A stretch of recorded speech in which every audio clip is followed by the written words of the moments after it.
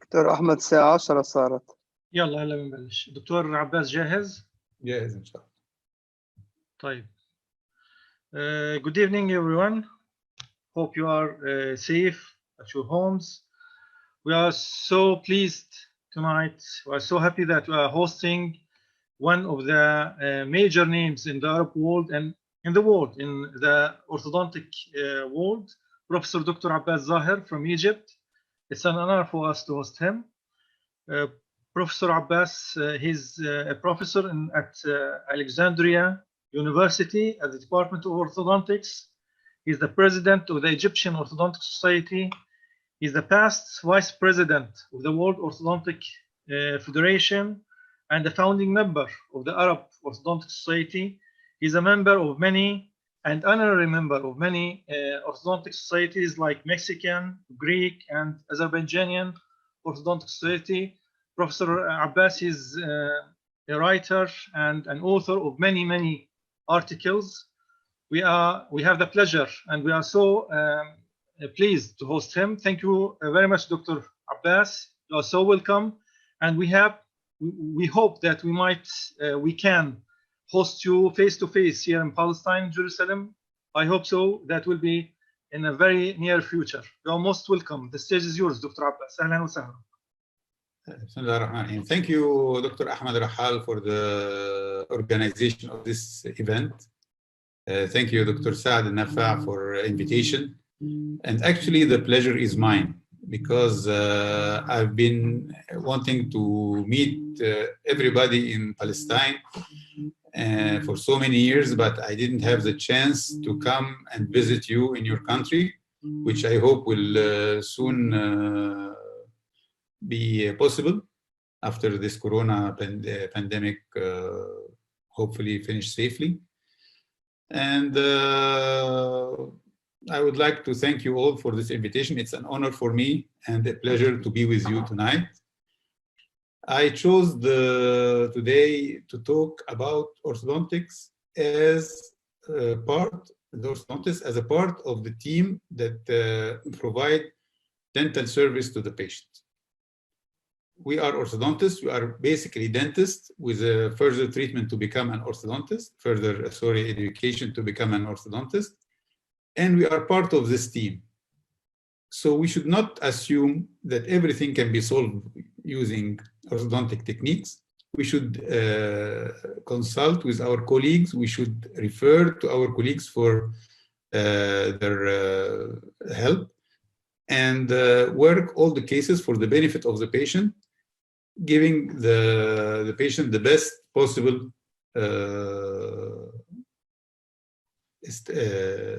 treatment he can have.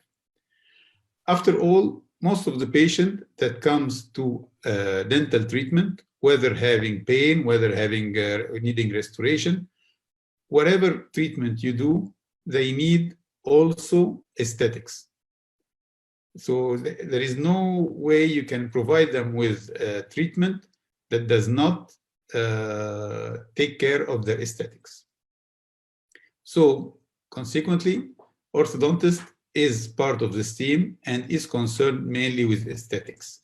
Of course, function, stability, health of the tissues are important, but aesthetics is of prime importance for the patient. And when I say we work together in a team, I say like we work, I said, multidisciplinary, not interdisciplinary, not multidisciplinary. And I wanted to say, what are the differences between interdisciplinary and multidisciplinary? I look at the Webster dictionary and I looked at multidisciplinary treatment, and it was defined as a group of healthcare workers who are members of different disciplines, independently treat various issues of the patient may have, focusing on the issue to which they specialize.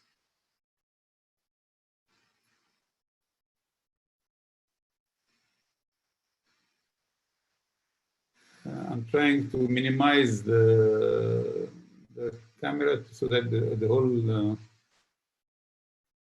anyway.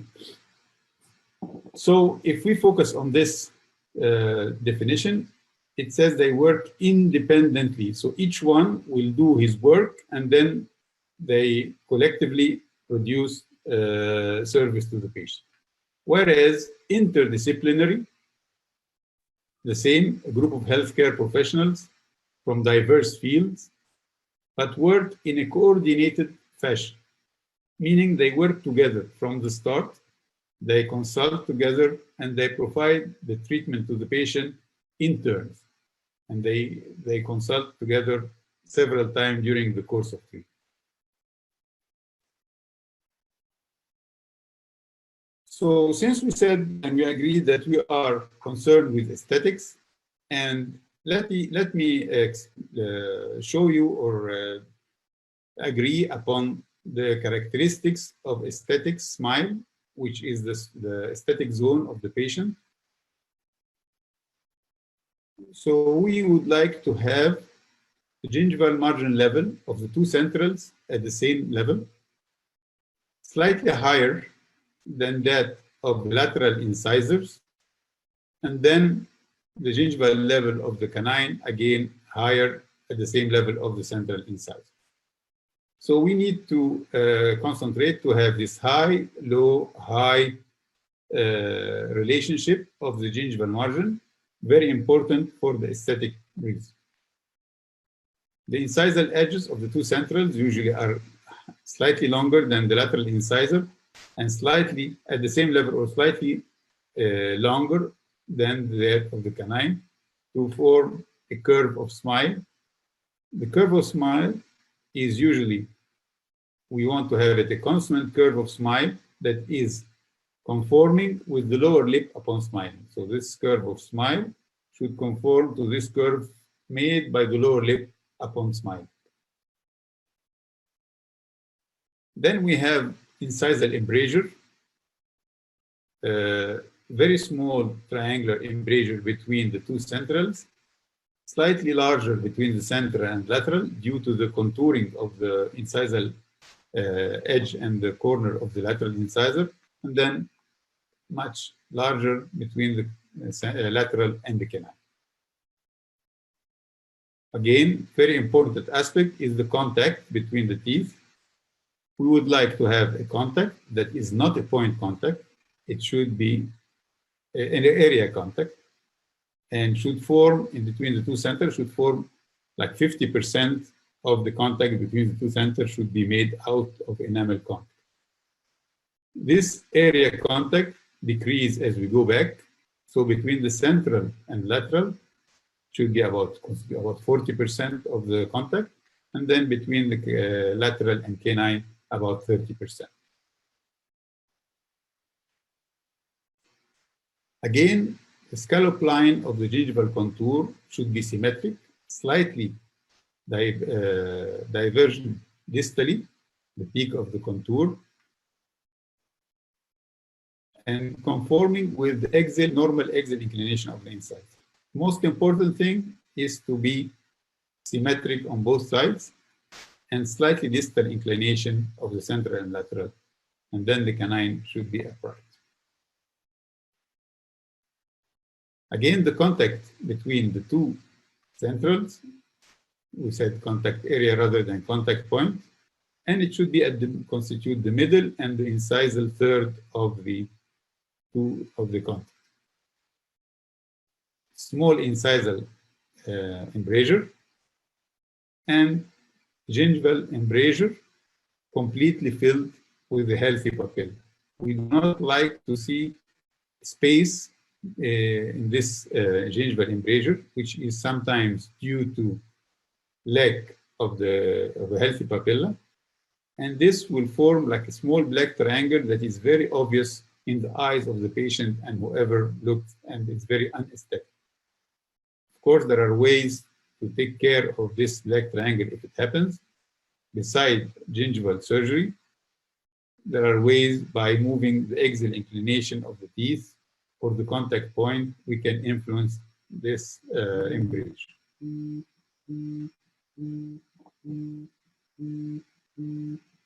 So, interdisciplinary treatment, that's what we do. Once we start the treatment, we have to remember that not every case should be solved with orthodontic techniques. We have to learn that we need to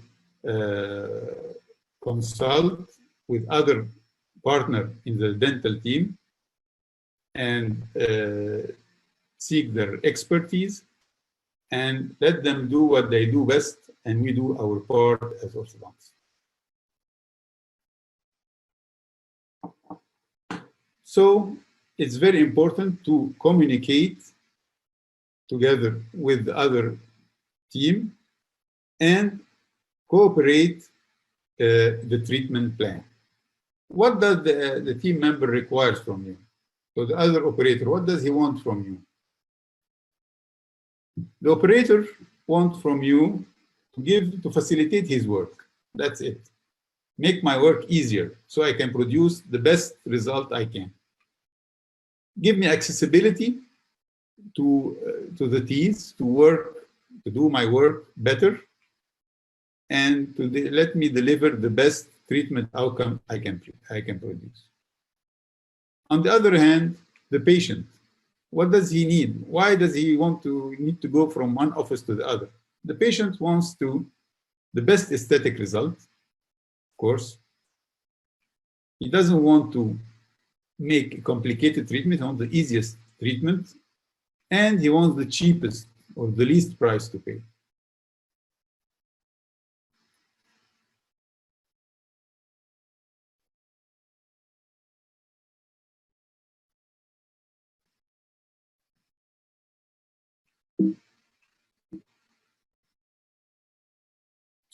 So in this presentation, I'm going to talk about a few of the aspects that orthodontists can contribute in the dental aesthetic to give the aesthetic of the patient the best.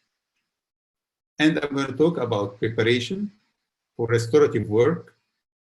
And I'm going to emphasize on orthodontic finishing with taking into consideration patient aesthetics, meaning some few tricks that can improve aesthetics, make you deliver the best treatment result you can. So if you take these pictures of, if I want to say, very strange buildings, me as a lay person, I would say that buildings are usually built by engineers. So at the same time, the patient, when they see this kind of appliances, braces, elastics, and so on, he always thinks that this is orthodontic treatment. And who does orthodontic treatment? He believes that dentist or orthodontist will do orthodontic treatment. So not every case that have braces and this sort of elastics can be called orthodontics. This one too. These patients has been under treatment, like a faulty treatment the first one for 6 years before she realized that she's not getting better. The second one after 2.5 years, luckily enough, he came to the conclusion that his teeth actually look worse than when he started.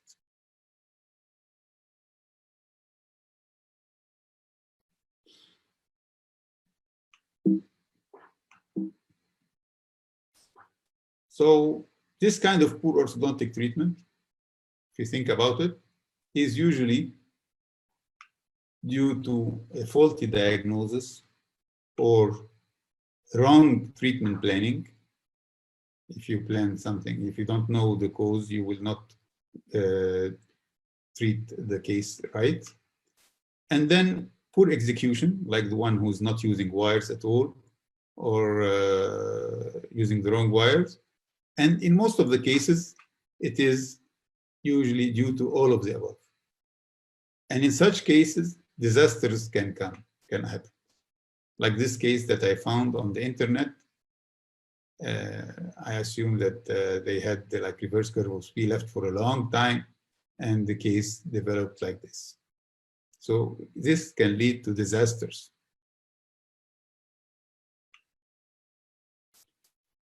So let's talk first about our role as part of the team for the preparation for further restorative work. I'm going to give you an example, but first let me talk about how we plan and how we work interdisciplinary cases, what is the best way to do it. So before working in interdisciplinary cases, several steps has to be taken. First, we have to diagnose the case well and identify what does this patient needs to get the best aesthetic result he or she can have. Then we consult with other specialists. If he needs surgery, we consult with the surgeon, perio, we consult with the periodontist, restorations, we consult with the restorative dentist, and so on, implant, and so on. After we gather all this information and decide what does the patient needs, we design a comprehensive treatment plan together with all the group, the team. I will call them the team. After we design a comprehensive treatment plan and we agree that this is the best for the patient, we have to discuss all details with the patient, including time, including expenses, and the expected results. Once the patient understands exactly and consent to this treatment plan, then we stage the treatment plan, like who start first, and then which branch will take over, and then who will finish, and so on. So we plan step-by-step treatment for this patient. So if you follow these rules, you will definitely arrive to the best result the patient can have. Let me show you an example of a multidisciplinary treatment plan. This was a patient of mine. He came to my office, of course, complaining of unaesthetic smile. He had a gigantic central incisor, geminated with an extra tooth, and a space between of the other central incisor. Let me I'll show you closely what did the patient look like. Intraorally, he had a geminated central incisor with an extra lateral incisor and another one impacted on the right side. He had a class 3 relationship, open bite, anterior open bite, and crowding. So not only the case was complicated with the presence of the gemination, but also with a difficult malocclusion to treat, class 3 open bite, crowding, and so on. So I look at this patient, I decided that that is an orthodontic case, and I planned the treatment as follows. First of all, I look at this central incisor, and there is no way you can reduce the size of the central incisor because the neck of the tooth itself is large, one pulp chamber, and a very huge root. So impossible to reduce the size of this tooth in an aesthetic manner.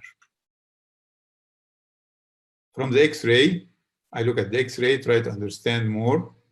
So these are the canine, first molar, first premolar, second premolar, and molar. There is no problem with them. The main problem lies in the 4 front teeth, as you can see here.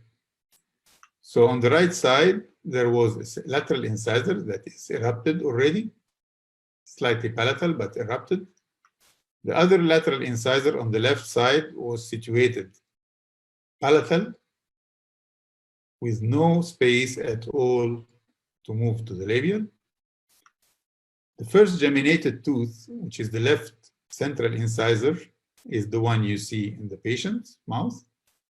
And the second, with the right geminated central incisor, is impacted here in its place, but impacted with no space to erupt.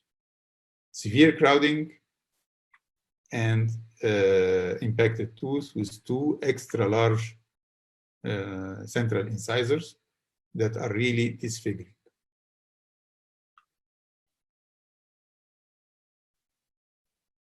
So first of all, I decided to extract the central incisor, left central incisor, and the lower central incisor. When I extract for the lower, it will serve me for 2 things. First, give me space to align the teeth without proclination, further proclination. It will help in the deepening of the bite, and it will create a Bolton discrepancy in the lower arch with maxillary excess. Then, in the extraction in the upper arch, I will get rid of one large tooth, align the 2 laterals in place, allow the other central incisor, the geminated central incisor, to erupt, and then fabricate a crown that looks like 2 smaller central incisors in its place. And this plan seems very logical to me, since I am also a dentist, but I don't have the experience of in every branch. But this plan seemed quite interesting and quite reasonable. So for the lower, we took this lower central, we closed the space, aligned the teeth, let the bite deepen a little bit. And in the upper, we moved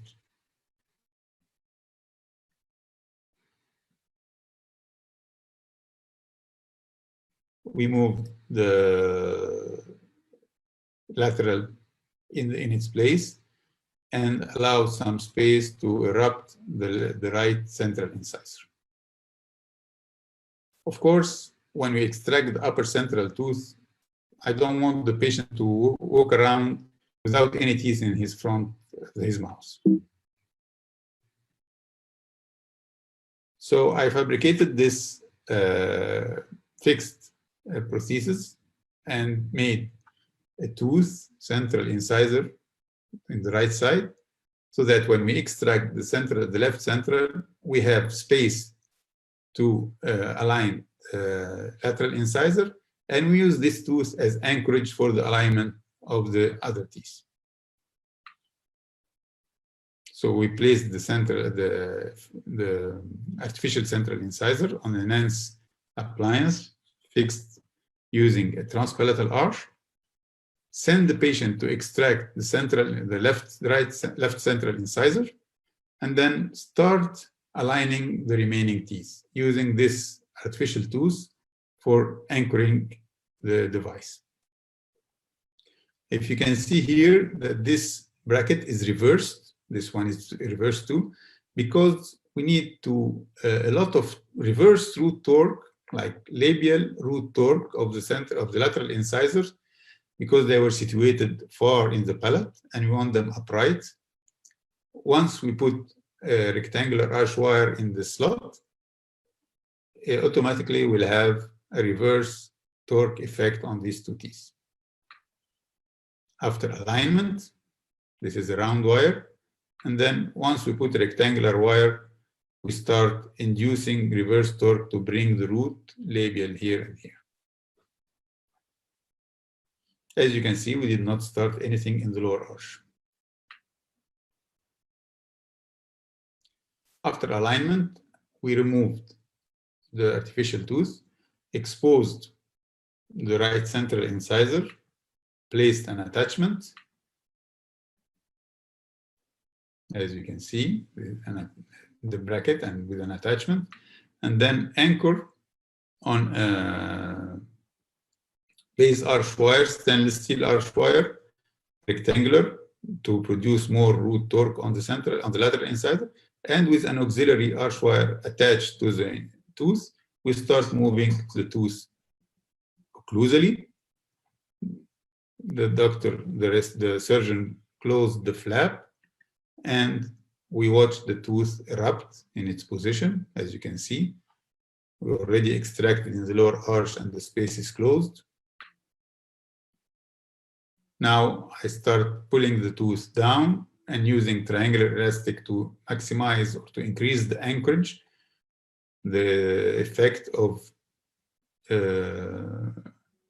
upward effect on the other teeth, until the tooth is fully erupted, overbite achieved, spaces are closed, and now I decide to move this tooth in the middle of the space and then send it to the restorative dentist to fabricate this crown that looks like two central incisors. At this time, everything is aligned. We have good relationships, as you can see.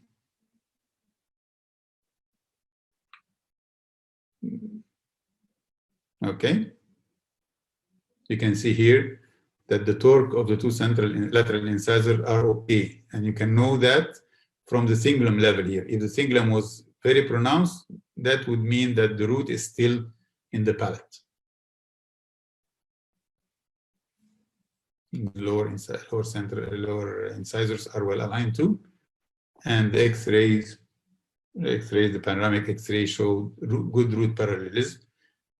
And I assumed in my mind that I did this patient very good work. I sent him to one of the good restorative dentists, asking him to realize my idea of fabricating a crown on this tooth that looks like two teeth that would fill the space.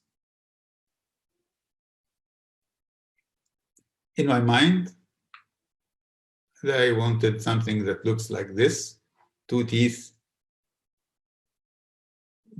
built up on this single tooth. And it made sense to me.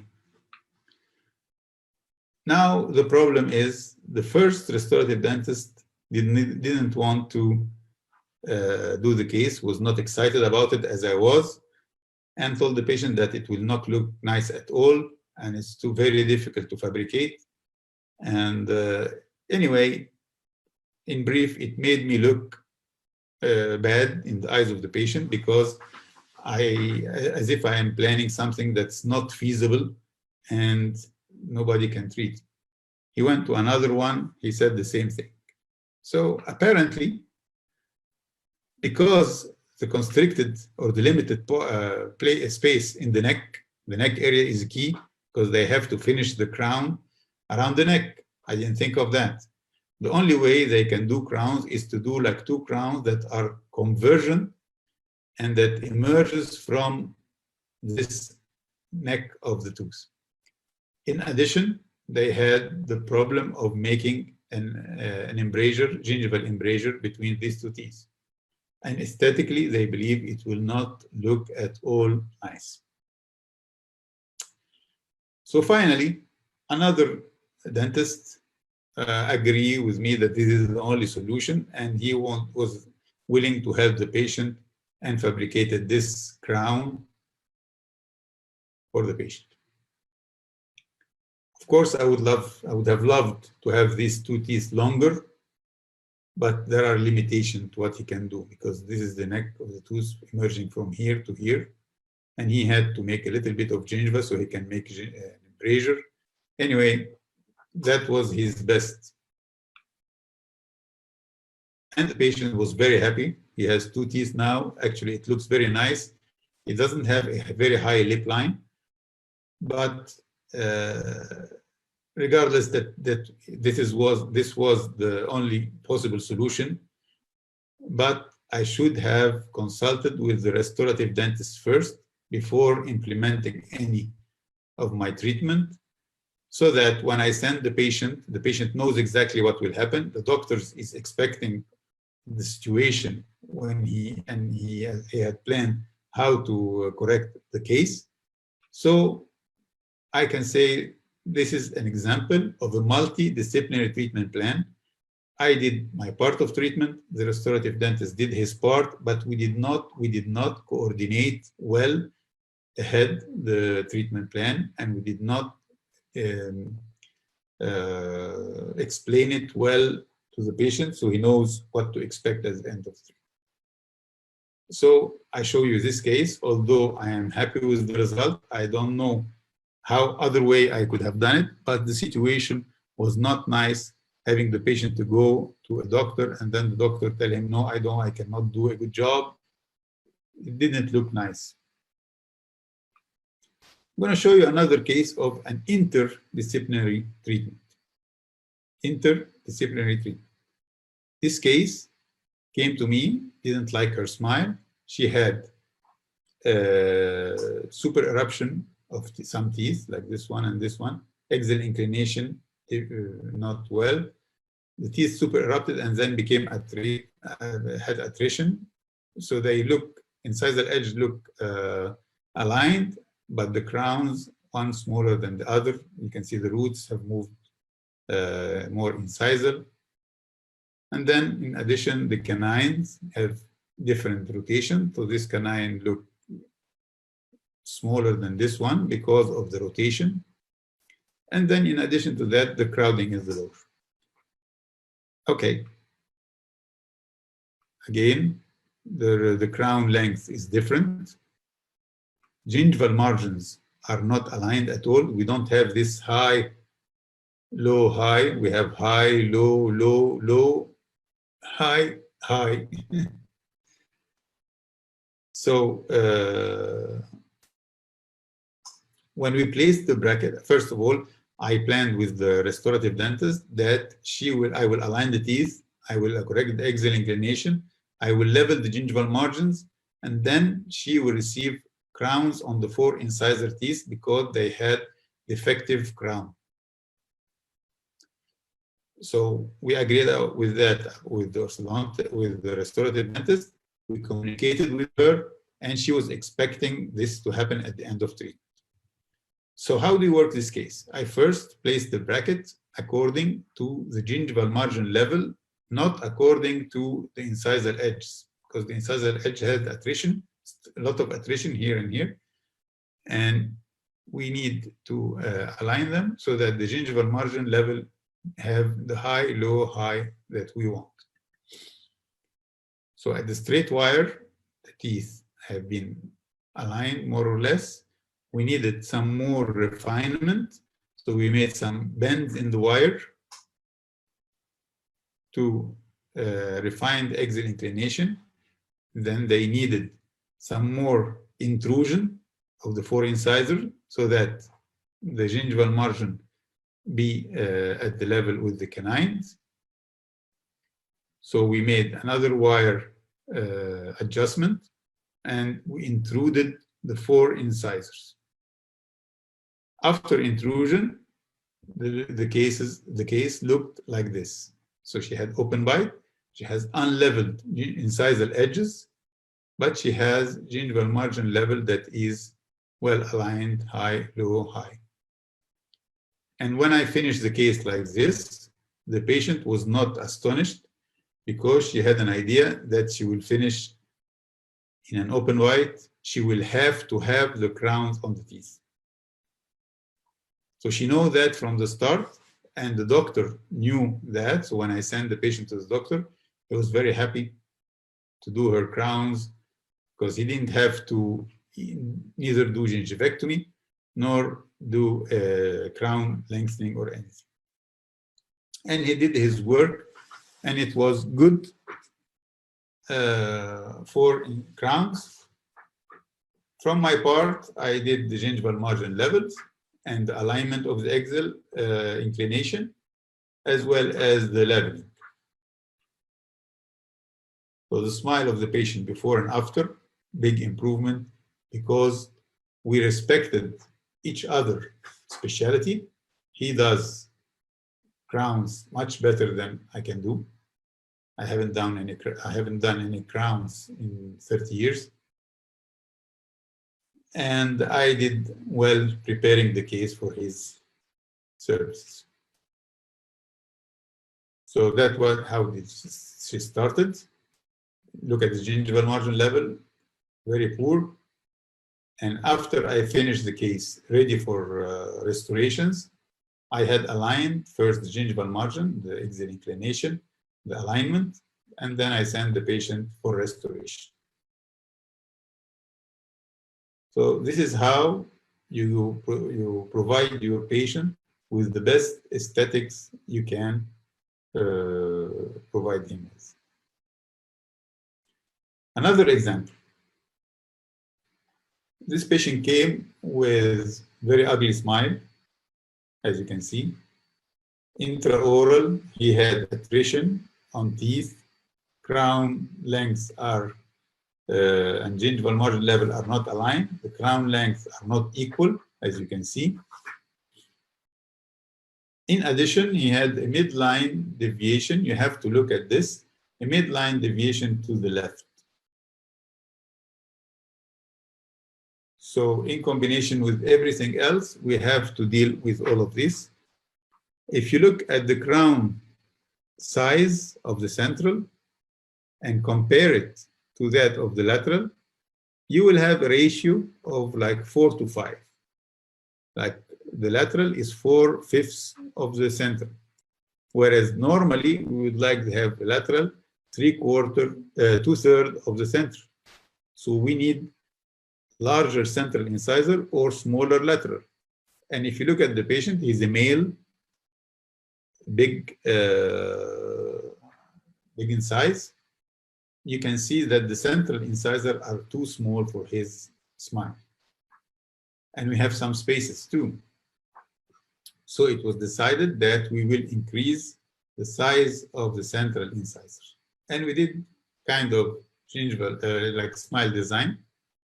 So we want to increase the size of each central incisor by 1.5 millimeter. And at the meantime, use the space mesial to the left central because the midline is deviated to the right, and use the space distal to the right central because in order to achieve a good size central incisor.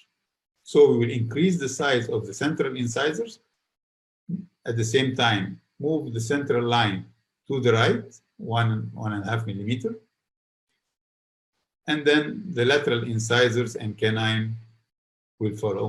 The sizes are okay, but need some adjustment of the alignment. So we will give the size of the central, give it 3 to 4, which is like the width, 3/4 of the length, and then the lateral 2/3 of the size width of the central, and what is shown from the canine 2/3 the width of the lateral. So this is the design, the smile design we did, and I started executing the pitch. Again, when I place the bracket, I place them according to the gingival margin level that we need to achieve at the end of the tree.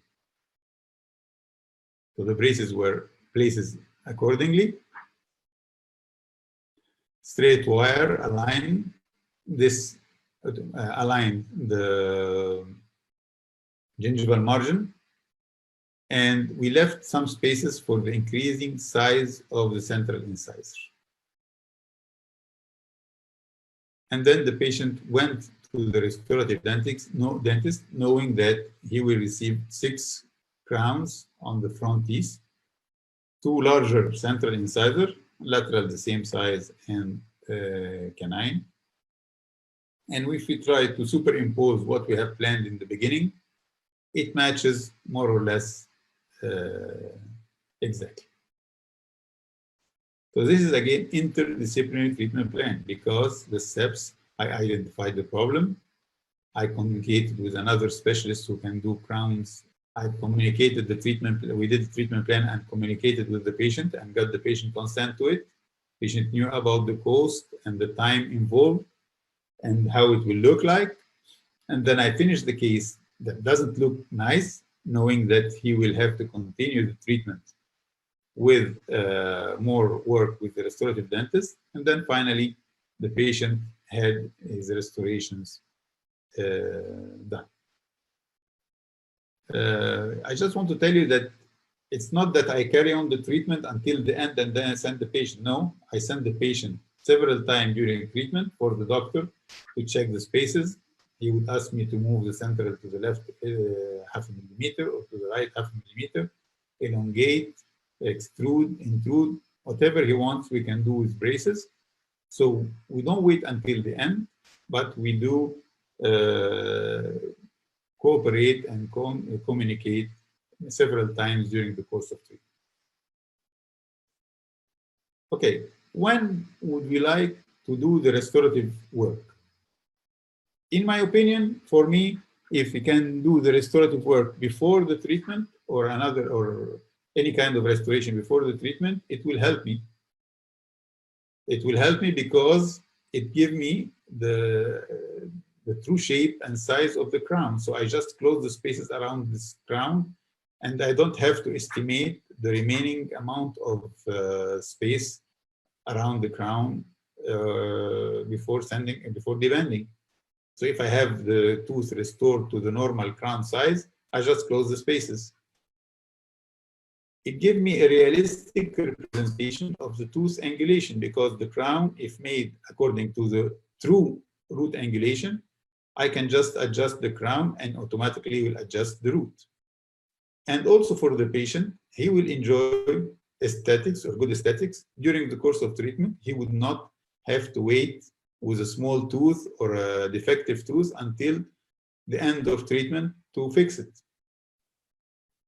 There are all, of course, disadvantages, such as sometimes the space or the accessibility to restore a tooth are not possible and will hinder any good restoration. A lot of time, or most of the time, the restorations that have been done before treatment are temporary and will need to be redone or repeated after treatment with good material or in a better way. So there is an additional cost and time for the patient. So you have to weigh the advantage and disadvantage in each individual case and accordingly plan your treatment. So the restorative interference have to be done either before, during, or after treatment. There is no other solution. Let me give you examples of cases that can be done before, cases that have to be done during, and cases that can wait until after treatment.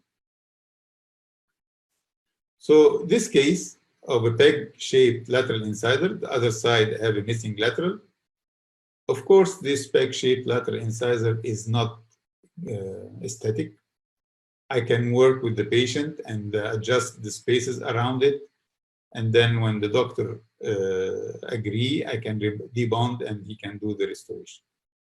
But I thought that the patient can have a cheap restoration that resembles exactly the shape of the crown and the angulation of the root. And I will then place my brackets over it, align the teeth, and at the end, the doctor or the restorative dentist will be able to exchange it with a more durable type of restoration like laminates or veneer or crowns.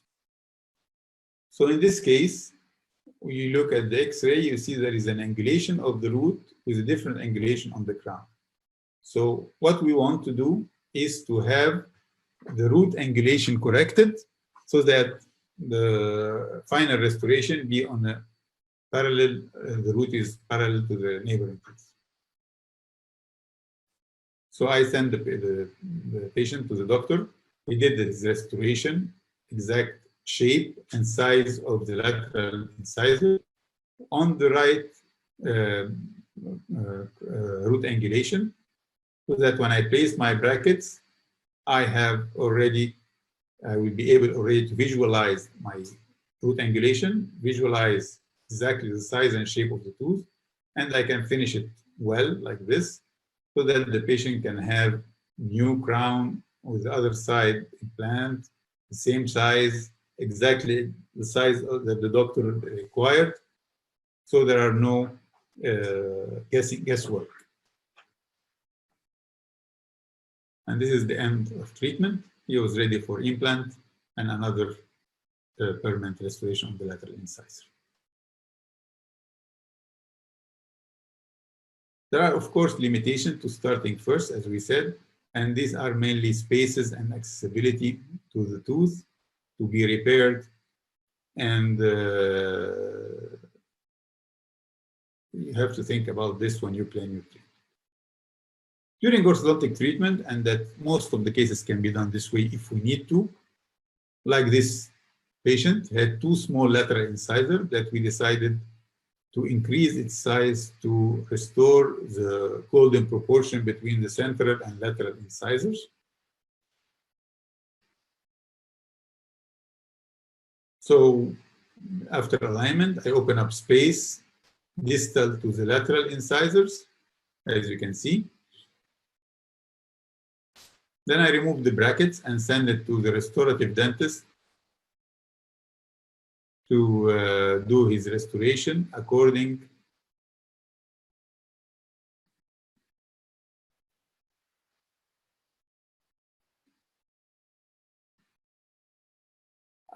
to the golden proportion, which is like lateral incisor, 2/3 central incisor in width, and contour the distal surface, have a lot of space. He can contour and finish the distal surface of the lateral.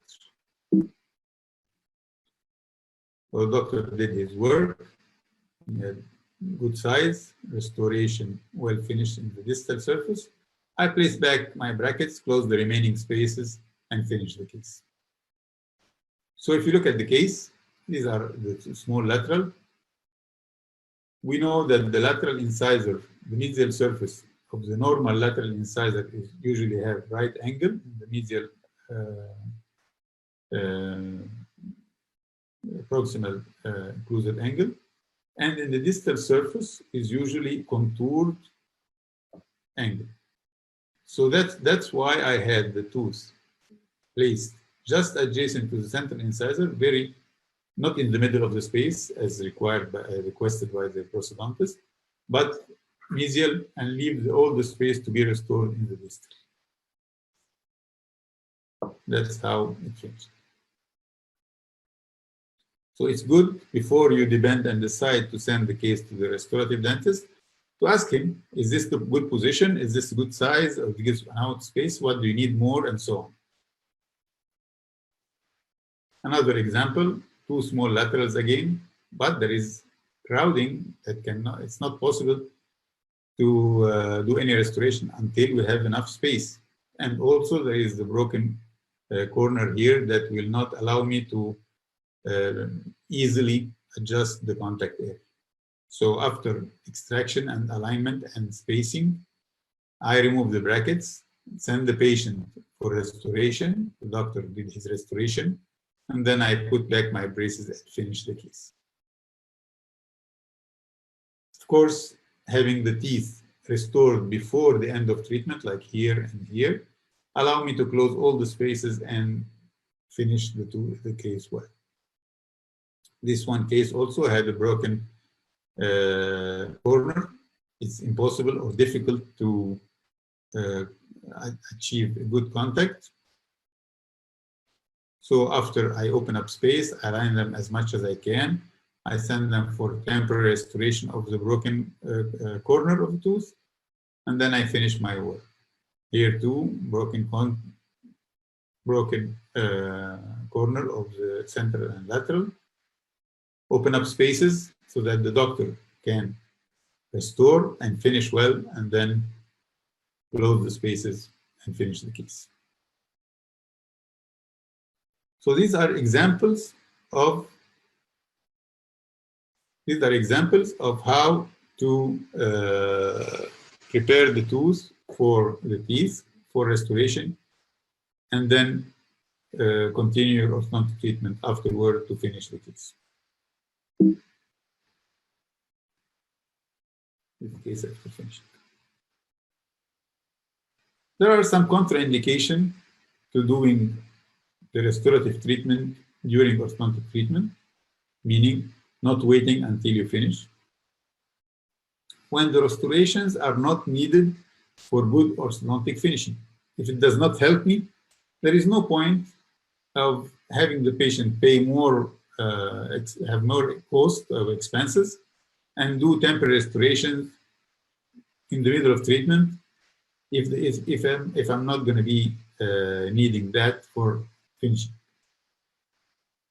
Or if major dental work is projected after treatment, so there is not possible to do half of the work and then do another half after treatment. So to show you some example of restoration that are done after treatment, when we don't need it for orthodontic finishing, like this broken contact, we don't need to correct it before finishing because the contact is already established, and we only need to correct this corner for aesthetic reason. So there was no hurry for me to do it before treatment because I can fix the contact and the length of the tooth before treatment.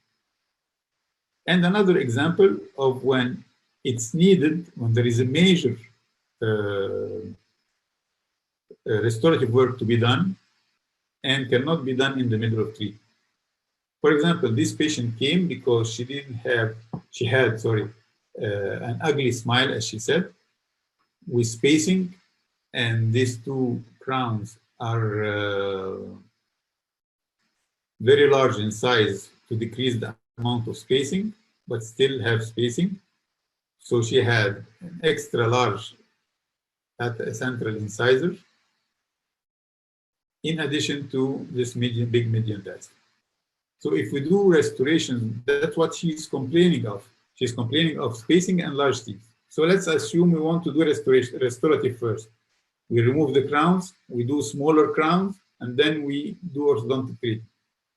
What will happen? We will have more spacing in the arch, which is disfiguring for her, and she didn't want that. So it's not wise to do the restoration before orthodontic treatment. Now the width of the central incisor is about, instead of the lateral tooth to be 2/3, the lateral is 2/5 of the center. And the proportions of length to width is almost 1:1 instead of 3/4. So there is no way we would reach just close the spaces. We have to decrease the size of the central incisor. So we did planning. We want to intrude the teeth. We want to close the spaces. We want to reduce the size of the crown of the central incisors. And we want the canine to be showing more because it's showing less than what's needed to be shown. So decrease the space, the width of the central by like 1.5 millimeter of each tooth. So I started to close the spaces. At the same time, each time I close the space, I reduce the size of the crown, the restoration that has been on the tooth. So that when I finish, I have two central incisors, small in shape, ready to receive good sized crowns in order to give her the best aesthetic. We did not do the lower arch because she didn't want to do extensive treatment. She just wanted to align and close the spaces and finish with crowns in the upper. So after treatment, these are the reduced crowns here. This lateral, the canine was defective, and the reduced crowns. And after crown reconstruction, the good size incisor, relatively good with the lateral and what is showing from the canine. So she had 6 restorations. You can see that we established good proportion between the lateral and central, and the good proportion for the incisor, for the central incisor. So we planned right. We did a smile analysis. We did a smile design in conjunction with the consultation with the restorative dentist. I executed my part, and during the treatment, she has been followed up by her restorative dentist until we agreed that she's ready for the crown and removal of the tooth. Of course, there is a big difference between the start and the end treatment, because we took into consideration what the patient wants and what she needs. Again, this case needs restoration, but it's a major work to be done after. There is no way we can do the work during or before treatment. She will need restoration of 3 missing teeth. So we start by expansion, is a cleft, of course. Open up space, actually 2 teeth, because here she's missing 1 lateral incisor, but the space could accommodate 2 teeth, and the center line, you see, it's deviated to the right. In these cases, we have to compromise your treatment. We just give her an arch shape and alignment, and then we cannot close this gap. She will have to place a restoration with a compromised final result in central line deviation. Here, we have to compromise this. I don't want to talk about the oral hygiene. She was a bit negligent, but sometimes they are discouraged to take care of their teeth, and they're not motivated as well. So this result could not be, of course, achieved before the end of treatment. Also here, major work to be done. Crowns on the central incisors, the central and lateral incisor, correction of the crowding, correction of the bimaxillary protrusion, and correction of the anterior open bite. So we start aligning after extraction, close the bite, align the teeth. Never mind, this is the black triangle, never mind, because she will receive crowns on the 4 incisors. So finish like this, and then the restoration improve the result 100%.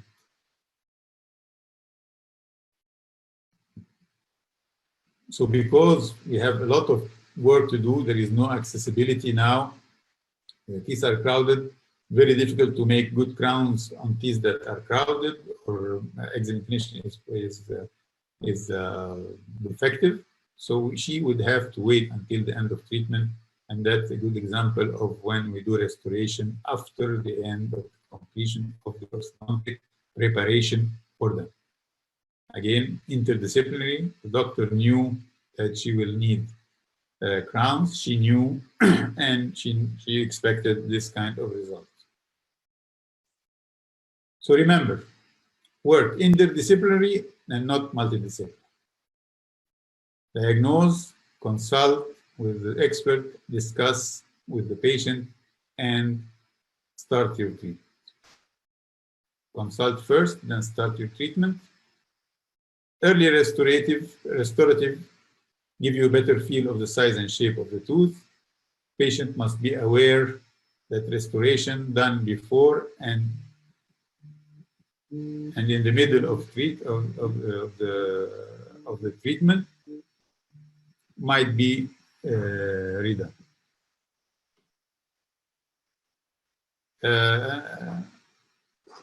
Should I go 5 more minutes? Yeah, of course, Dr. Abbas. All the time is yours. How long do you want me to finish?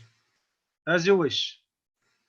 Okay, I will go for this section. I will finish this section, and then you tell me if I want me to continue or to stop. Okay. So another part that we can do easily is, because I can see that many of my patients have attrition on the level of the incisal edges, even teenagers, like this case. You can do what I call touch-up of the incisor, like enameloplasty. Just remove a little bit of enamel, grind a little bit of enamel to improve or to enhance your result. Let me show you a few examples of conservative enameloplasty. This patient finished, the teeth are well aligned, but the incisal edges are not perfect because of the attrition. So I can see that if I grind this, I mark with a black marker the areas that I want to reduce, so I know the amount of enamel that I will remove, and I can remove them safely and improve the results. Let me show you the difference between before and after. And these are like 2 minutes procedures that can improve the result many times more. When we do this grinding of the incisal edge, we have to be careful not to destroy the proportions of the teeth.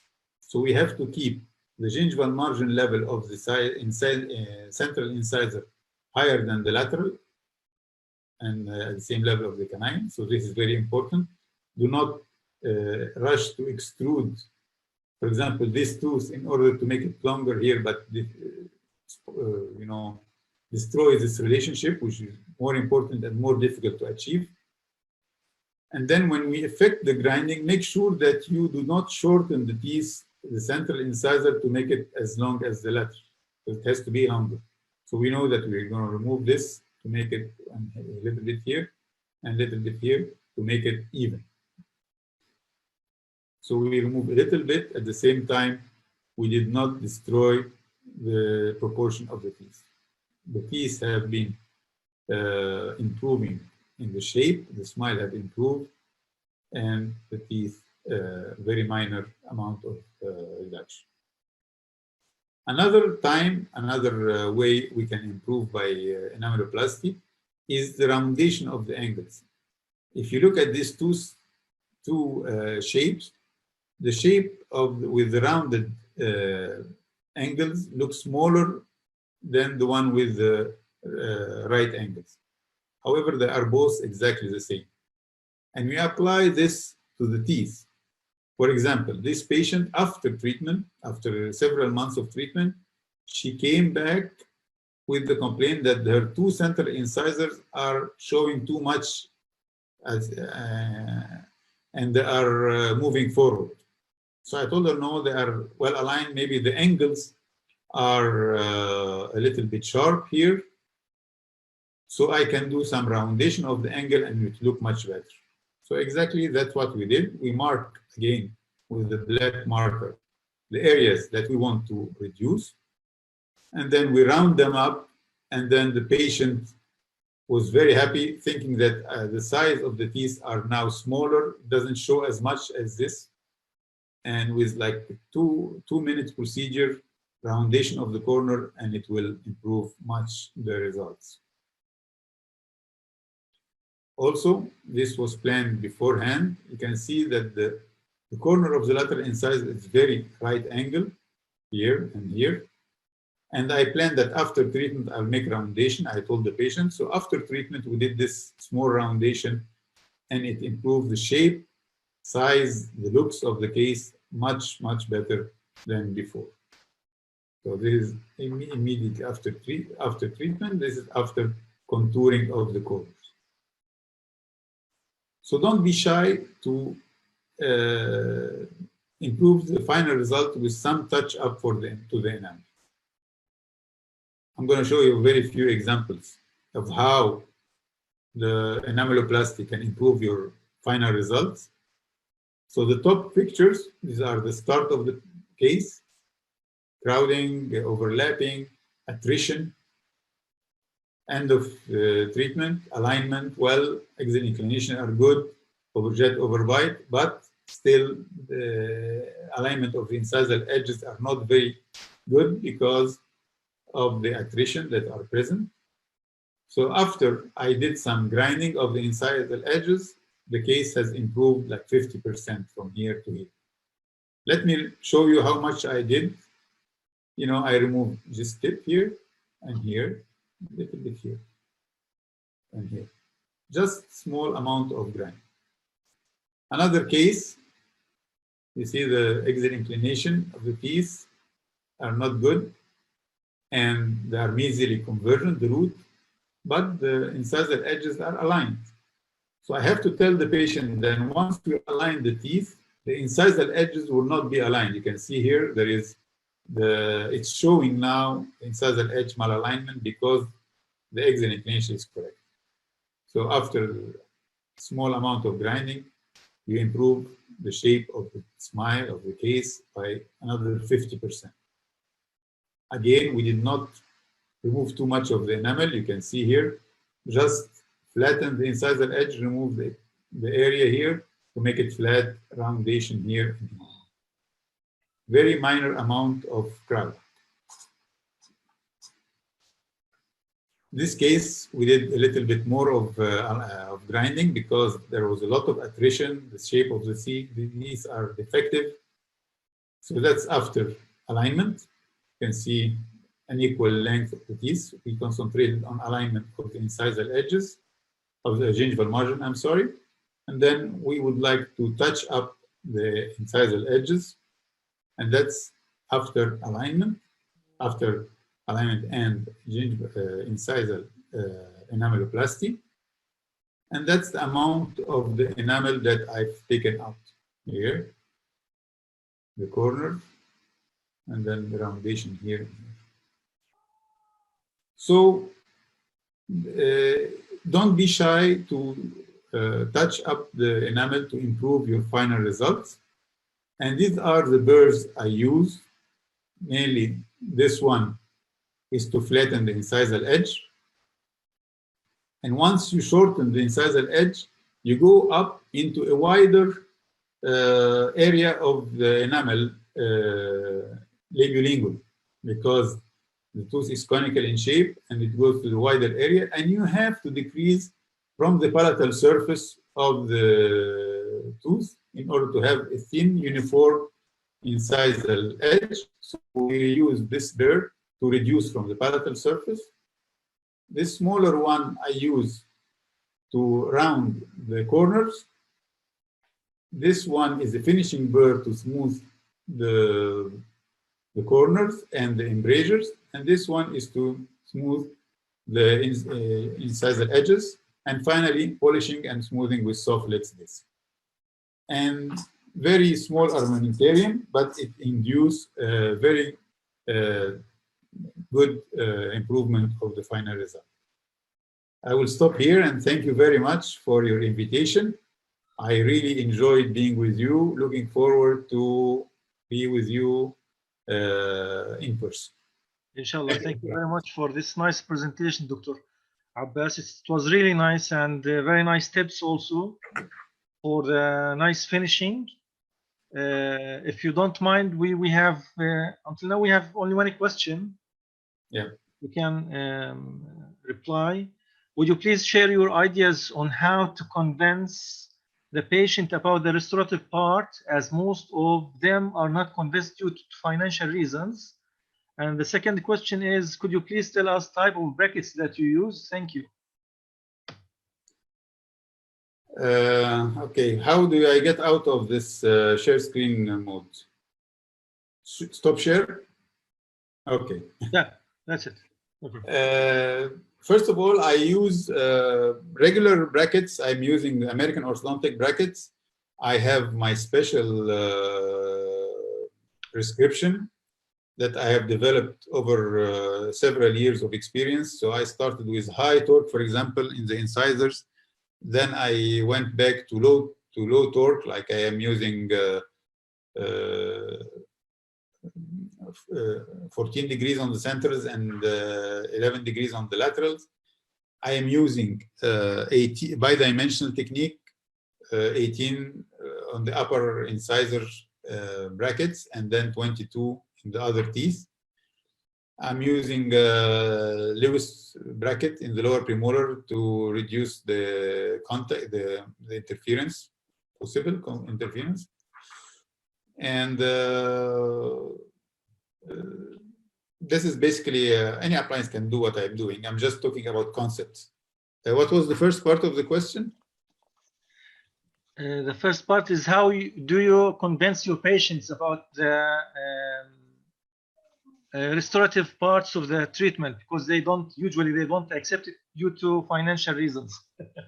They have to actually. The patient right is to know exactly how much it will cost him or her before we start the treatment, because there is no point of doing some treatment and then the patient cannot continue and do a restoration. So if he's not going to be willing to do a restoration, you have to think about another compromise. And I believe that all our treatment is a compromise treatment at the end. I see. Somehow. Well, many people are thanking you for the nice and really informative presentation. But Dr. Zainab Alauddin, she's asking about the first case.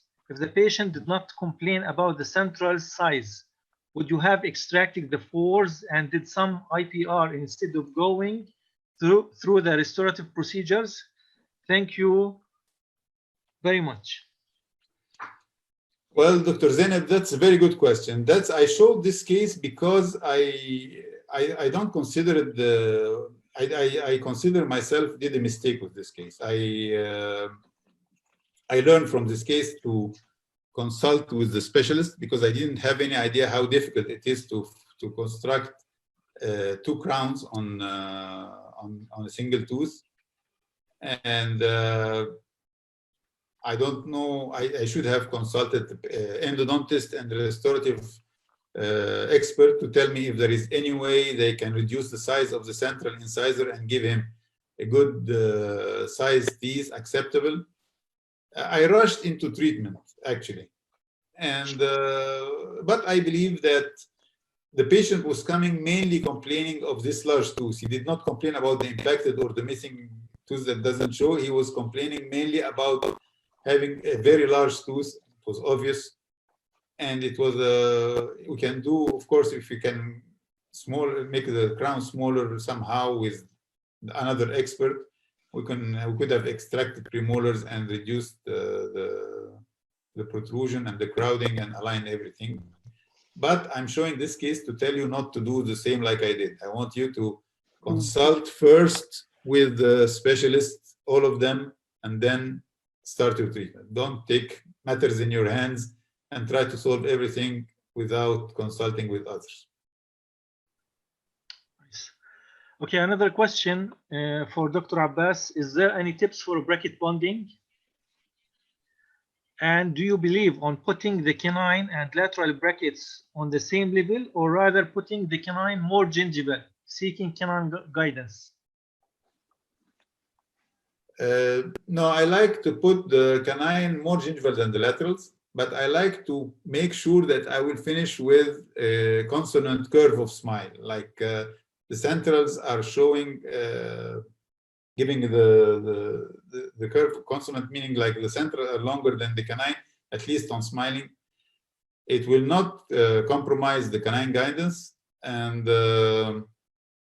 it will give a better smile. Tips for bonding. I do bonding, for example, for the canine, because I want the canine to be rotated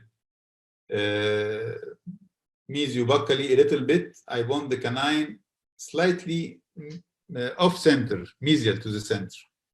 Because if you want the canine to show more, you bond it slightly off-center distal. It will rotate the canine and show more of its surface. If you want the canine to show less, you bond it off-center mesially.